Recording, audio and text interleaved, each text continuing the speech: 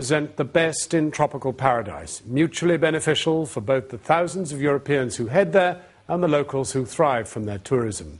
But Kenya's coast has a seedier face, visiting white men who pay children, some as young as 3 years old, for sex. And in a country where 10 million people are going hungry, there are fears that this abuse is spiralling. Our Foreign Affairs correspondent Jonathan Rugman went to investigate.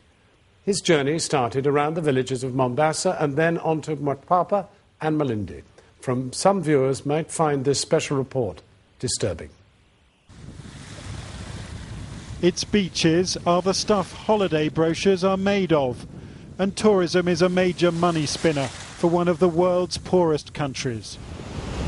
But Kenya's tropical paradise hides a dark secret within.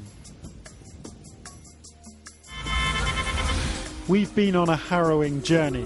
From nightclubs where European men pick up 12-year-old Kenyan girls, to this orphanage where children as young as 6 have found sanctuary after sexual abuse by foreign tourists. A journey into a world of cruelty and desperation, a world we could scarcely have imagined. They sort of feel that they can do anything they like when they come to Kenya and get away with it. Mombasa after midnight, and the city's clubs are filling with white male European tourists ogling and fondling teenage girls. The teenagers wear high heels or pay a bribe at the door to get in. The ultimate prize is a Mzungu or white man who will pay for sex 5 times what a Kenyan labourer can earn in a day. But the price these girls are paying is a stolen childhood. Anastasia says she's 13 now and has been prostituting herself since she slept with a British tourist at the age of 10, a crime which back in Britain would be classed as rape. Her parents couldn't even afford school shoes, so she set out for a better life amid the bright lights of Mombasa. That life is sharing a flat with a fellow prostitute, Layla, who is 14.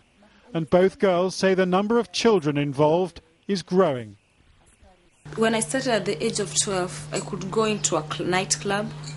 Maybe I can get 10 to 20 girls. At least you can count and know that one is a prostitute. But now there are many, all over the place. Sometimes I do get stressed. I ask myself, or I ask God, what have I done wrong? I'm still a child and I'm doing this. 3 years ago, a study by the UN children's agency UNICEF warned that there were thousands of girls like Layla, but that was before Kenya was plunged into political violence and economic crisis and a drought which has left 10 million Kenyans without enough food to eat. The author of the UNICEF study now reckons her findings are an underestimate.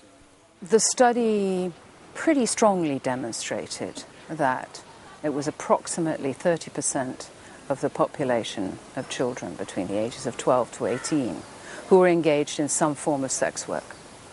That's an astonishingly high figure. How many thousands of people are we talking about? We're talking about 15 to 20,000 children. The researchers that I worked with when I conducted the study all tell me now that they have a lot of visual evidence of an increasing numbers of younger and younger children. Just 2 miles from Mombasa's beachfront hotels and you're a world away.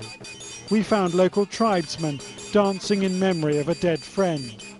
Hardly anyone has a job in this village, and the local elders say they're battling to stop their children from heading to the beach in search of a white man with a wallet full of cash.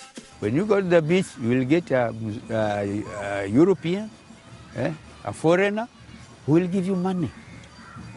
And then they just flock there.